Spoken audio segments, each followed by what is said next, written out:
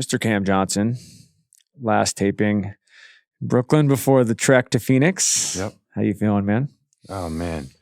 It's always a weird feeling when the season's over. It's like the way I describe it is it's go, go, go, go, go, like full speed.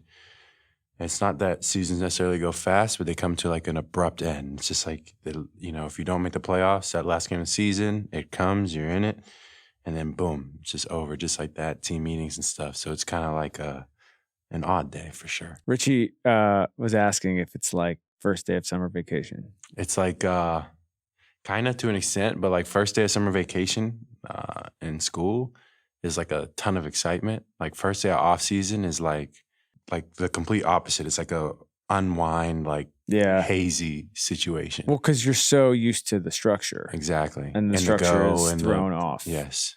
And then it's just like, whoa. So you will be in the beautiful state of Arizona. Right. I will be down there next week. What are you looking forward to most? Oh, man, just getting in the sunshine, playing some golf, working out. My little brothers are both out there right now. So, I love the aspect of just getting back to work over the summers and figuring it out a little more. What I'm excited to see is you've been hitting the sim hard in the office in Brooklyn, but you haven't gotten a chance to play. Yep. So how that impact?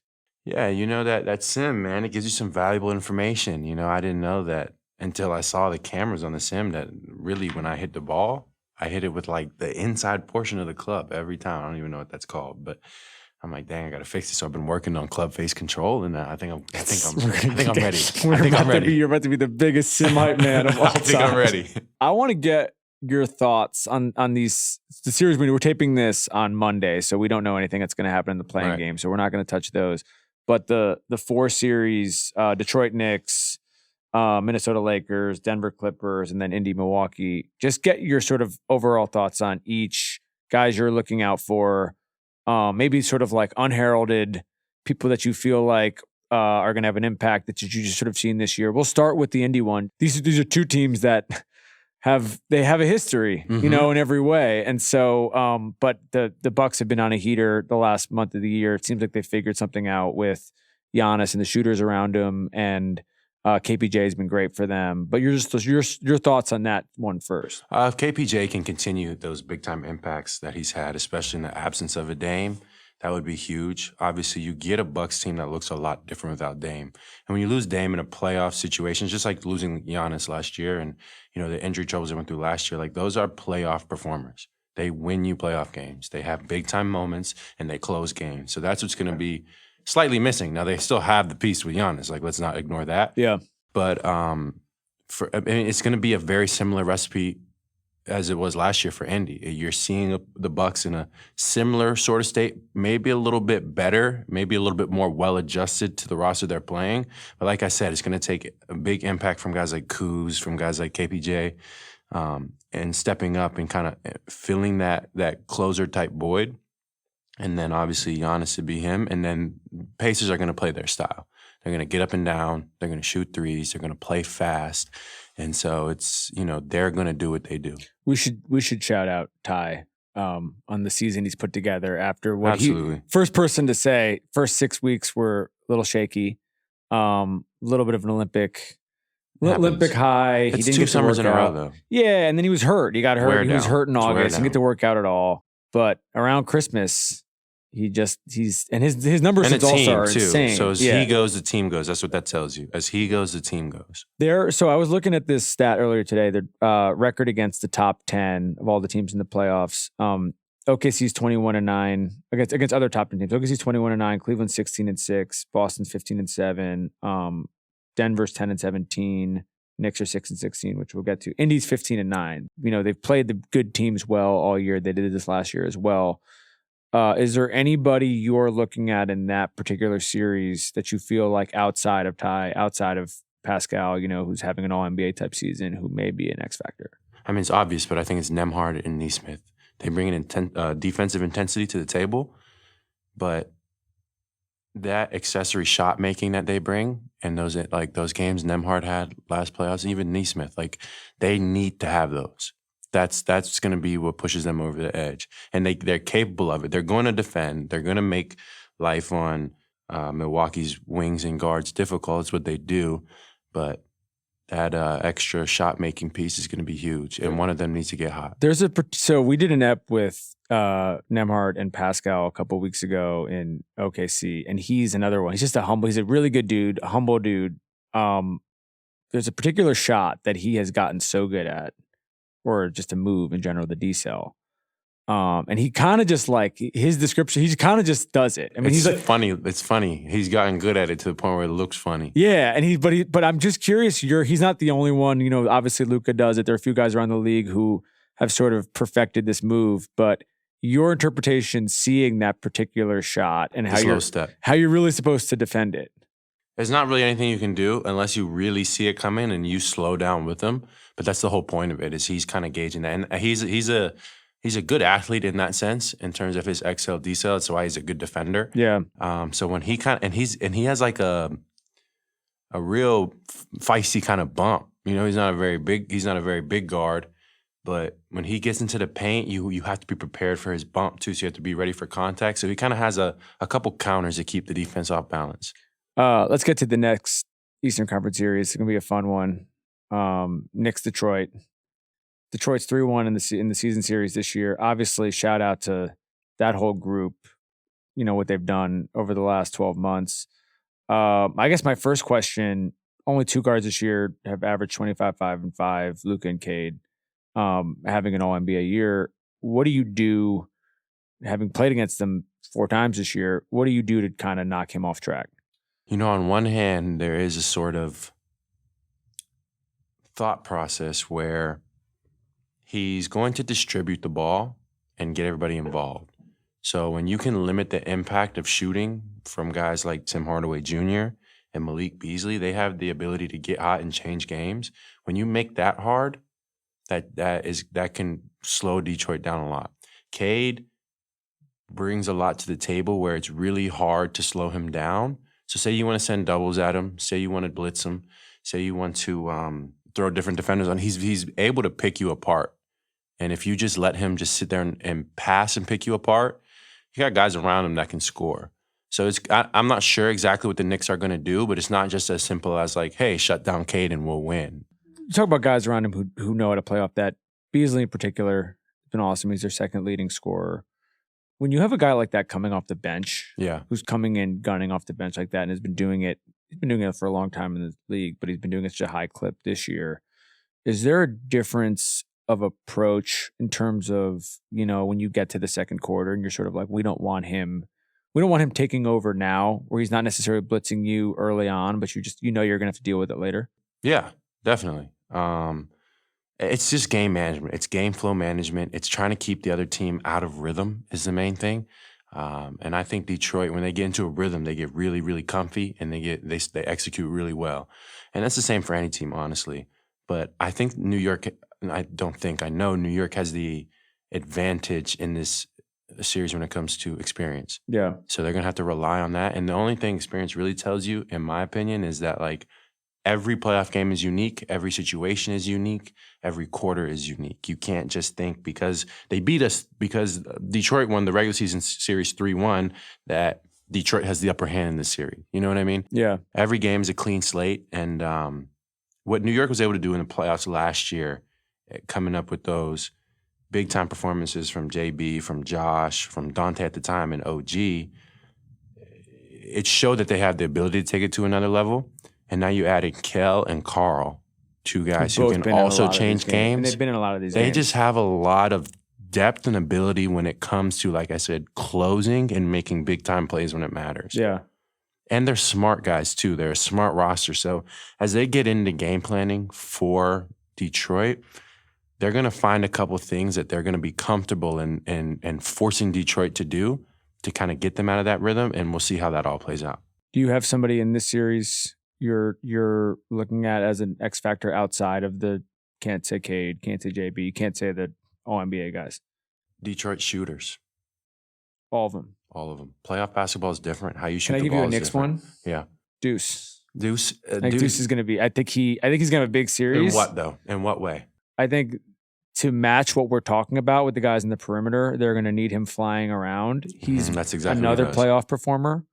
He's a guy who shot well his whole career, shot well this year. I mean, I was going to ask you about the physicality and the muck it up thing, which they clearly are going to try to do. They've been doing it all year to everybody. And I think that this is like sometimes when you know going in that the team is going to do this, you need, not to say that Deuce is going to go start a fight with somebody, but you need somebody Deuce brings energy. Yes, who can match that. And fight. He's going to bring energy and fight every possession. He's going to fight through every ball screen. He's going to push. He's going to talk. And that's exactly what they need him to do. So Detroit, the benefit Detroit has in this situation is that they've had this physicality element, this edge to them, and an ease to them all season long. And in the playoffs, everybody takes on that edge. So one, can they take it to that next step? Can they elevate it just one step further? And then two, will that counter New York's? New York plays such heavy minutes in the season. Their game flow in season is going to look a lot different. Their pace, their execution. You're going to see a very locked-in Knicks team. And I know their record against the top teams hasn't been the best, but I don't anticipate New York coming out slow in this series. Why do you say on the pace point? What do you think that distinction is? It's a long season, bro. It's just playoffs, and it's a long season, and it's just that you're going to see that attention to detail, every possession go up. And one thing that playing a lot all season allows you to do is see a lot of things as a group, see a lot of end of game situations, see a lot of game management, game flow, just a lot of reps on that. So that team comes in with a lot of reps. We'll see, though. Like I said, Detroit has that ability to really be pests, get under your skin, pressure the ball, blow up action. And then when they get rocking, they get rolling. It's going to be loud there. You saw them before some of the last seasons, some of the last games of the season, and they're running football sets and warm-ups. They need to take that kind of like lightness to them into the series. They can't get tight. You know what I mean? They got to take that lightness to them into the series and just play the way they've been playing. And I think it's going to be a good series. Like, I'm really looking forward to this one. Did you see they're not letting people outside of the Detroit zip code buy tickets? Really? Oh, Detroit about to be turned. First Detroit about to be. I also don't know why like everybody can't do that. Like, there's a part of me that's like, if you're allowed to do that, then shouldn't that just be a? We'll see. It's going to be loud. How it works out. It's going to be loud. Yeah. Another place is going to be loud. Lakers mini. I think my first question, 2-2 season series. My first question is what the mini adjustment is when the Lakers go small. I don't think Minnesota will have a problem going small with them. I think they will do it. I don't know what the result will be, but I think they'll pull that trigger, and that would be taking Gobert out the lineup. But I think you can go small with Juju at the 5. And then you still have McDaniels, Alexander Walker, and Edwards. These are scrappy guys. Yeah. They're not like small, soft They're guards. physical. Yeah. They're very physical, very capable of holding their own. So it's going to be a physical series for sure. And it's talent, bro. It's talent on both sides that is going to make for, like I said again, it's going to be big-time performances. And I think somebody to watch in this one is Austin Reeves. If he continues playing the way he's been playing, that makes LA. I mean, when you have a third option like that, and it's a clear third option because you're behind Braun and Luka, but a third option that's playing at that level, like that's huge. I feel like since they played you guys in March, they've been on this heater, but especially on this extended heater from 3. I don't have the numbers in front of me, but we even saw in the OKC in that window, they blow them out in game 1 and game 2 they lose, but they score 45 points in the first quarter and they just have been shooting the fuck out of the ball. Do you think that tails off? I don't know. I'm like, it could, but they generate good looks. This is my question. I think, what is it about? We're talking about Luka, LeBron, and to your point, Austin. What is it about these 3 and the way that these guys play? And we should shout out Dodo, who's in the mix there as well now as a sort of another new addition. But like, what is it about the way these guys play that sort of makes the 3-point generation feel so easy? They demand crazy attention. And they get you kind of always on edge, always wondering, what are they going to do? What are they going to do? And those guys are so good. Like, Luka doesn't need much to score. He doesn't need much space. Even from 3, he can, those step backs, it can seem like it's good defense, but if you're not all the way up there, they're practice shots to him. Yeah. So it makes you kind of guard outside of your normal comfort zone and ball pressure a little bit more or rotate a little bit harder or help a little bit more. And so they're able to generate great looks. And like Doe, we all know Doe can shoot the ball. When he was with us early in the season, he was shooting like 45, 46% from three. Yeah, he's done his whole career. He did in Dallas. Exactly. He did in Dallas every year. And so, all it takes is for them to continue staying hot, and I think they will continue to generate good looks. Is there a second? But Minnesota plays with a lot of ball pressure, and they're a disruptive team, and they've been a very good defensive team all season, even without Gobert. Is it just a combo of Jaden and Nikhil just throwing at Luka at all, just blitzing him all the time? Mm-hmm. And just being just picking him up full. You're going to try to wear him down over the course of the game, make him tired throughout the series. Do you think I was thinking about a guy like Terrence Shannon, who's had sort of like, limited minutes or a really deep team. But is this one of those series where they have these great athletes coming off the bench? They're going to use some of these guys just to do exactly what we're saying, of just being like, we almost want to try to gas you. My natural inclination would be no. To put a young guy with limited experience in that situation can be overwhelming. And one thing I feel like a coach will try to do in these situations is control what they can control. Don't get outside yourself. Don't get too creative, because then you're relying on too much randomness in your head. When you have guys that are already capable of flying around, like Nikhil, like McDaniels, I think you just kind of ride that wave. Now, could they do it and give him a very specific task? Like, you're in here, Clark too. You're in here, you ball pressure. You give us a good couple minutes stint here. Take your open shots when you get them. It could come down to that, but my natural inclination wouldn't be that they go there. Do you look at his box office? So I'm not concerned about him showing up ready to play on Saturday. 100%. He loves these moments. 100%. Yeah. Do you see it? Do you see a secondary offensive option from that team that you are looking at in this particular matchup that you feel like this is a matchup that they can exploit? Is it Drew? Yeah, he's a big swing piece. If he plays well, I mean, it's a huge bump for them if he shoots the ball the way he's been shooting the ball. But he's a matchup difficulty. But Lakers have guys like Doe that are very capable of guarding those types of players, so it's going to be a little bit of a chess match there. Last Western Conference Series, maybe the one I'm weirdly excited for the most, Clippers-Denver. A lot of drama in the Denver world the last week or so, but they still have probably the best player on the planet going into this. I want to ask about the Clippers first. Clippers are the best team in the NBA since March 6th in terms of net rating. Basically, go down the list of stats. The best team in the NBA. Kawhi looks great. James has been awesome all year. Zubac is like completely coming to his own.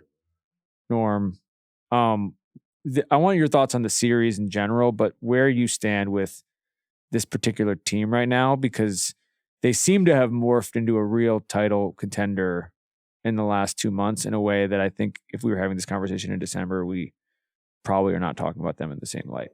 I feel like they absolutely have. I feel like they've been on a heater. I don't feel like the numbers show, the stats show, the way they've been playing show. Yesterday shows that they've been on a heater. They've been able to win games. They've been able to play.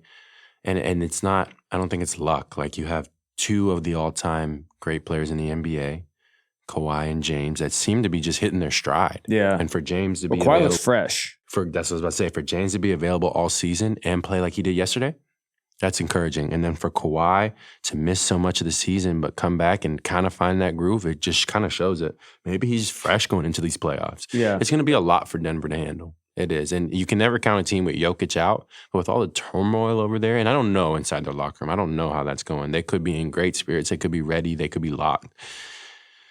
But the variables here show that there could be a little bit of hesitation. And the last month shows that the Clippers are just playing their best ball. Can we talk about James for a second? Like, he's basically like a guy, he's an easy first ballot Hall of Famer. He changed the way basketball is played in a lot of ways in 2017, 2018, but he still feels like with what he's doing, what he's continuing to do, sort of situation by situation. He comes into these places and he basically is able to do this all of the time. Feels like it is still a guy that probably is not appreciated as much as he should. No, he's not. And with the way LA started the season, kind of as him as the main, with no Kawhi, it was probably really easy to write them off as maybe not even a play-in contender. Like, are they, is Kawhi going to come back this year? How are they going to adapt? But then you got play from Norm, where he takes the game to a whole nother level, which I think we knew he was capable of. It's just whether he was going to show or not. And then Zoo, that was the one that I think he took another step where you didn't really anticipate him taking a step. It put them, like, they're right there with the best in the league. And nobody's been talking about them all year. And now you add in a healthy Kawhi Leonard. What James Harden's been able to do to carry that ship all year has been incredible. Like, the workload that's placed upon him. Maybe his shooting splits aren't as high as the most efficient he's been at his career, but his game impact is about as good as it's ever been. Last question on this. In the Zoo Joker matchup, probably the key matchup of the series in a lot of ways. Two guys at the top of their craft, as we've talked about a million times. What do you see? How do you see that playing out in terms of that chess match? I think I watched maybe one of those games pretty thoroughly, and it was like really close down to the wire throughout the whole game. It's funny they have like such a history too. Yeah. It's like a random history. Yeah. Yeah. But just growing up. Like, it's like this is going to be highlighted in a real way because of the seasons they're both having this year. But these are good friends. Yeah. This is a thing that is like they're Eastern not exactly European, like foreign. Eastern European Yeah, friends. they're not exactly foreign to each other. I don't know, man. It's gonna be interesting for sure. But I don't think off rip, I don't think the Clippers just say, okay, Zoo, like, go out there. And I think Ty Lue is very good at those adjustments, that game planning, that, figuring it out aspect. So he's gonna be ready for him to come with some stuff that he throws to in a way kind of junk up the game and make Yoke's life a little bit more difficult. Can I give you one under the radar guy? Mm-hmm. Chris Dunn.